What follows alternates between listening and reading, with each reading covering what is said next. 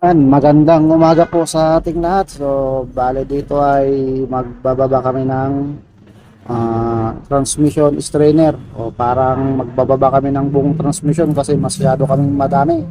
So, yan po yung strainer nung Toyota Innova. So, bale pinusit-sitan ko ng brake cleaner para matanggal yung dumi. So, ito po ah, basic tutorial. Bale pag nakatakbo na yung sasakyan nyo ng ah, 50 to 60,000 kilometers, pwede na po kayong magpalit ng ATF.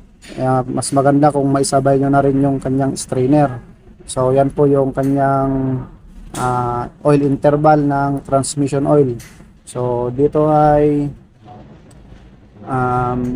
pinapakita ko kung paano ba maglinis o magpalit ng strainer. So yan po, bale linisan ko na yung kanyang housing, valve body. So dito ay kakabit ko na yung kanyang transmission strainer. So panoorin nyo na lang po mga kalyabe at sa mga hindi pa naka-encounter ng ganitong trabaho. So yan po yung tips para po sa inyo. Kahit minor lang po yon, at least nakakatulong tayo mga kalyabe. So yan, bale nigpitan ko na yung kanyang mga bolts. So dito ay pinusipusitan ko ng brake cleaner para malinis. So yan, lalagay na namin yung kanyang oil pan.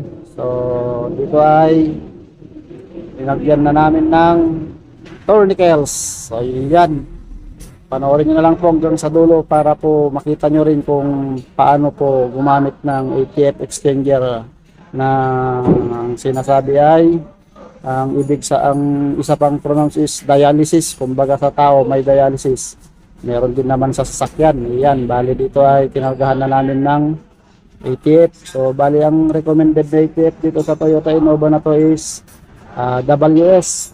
So ano ba ang ibig sabihin ng WS?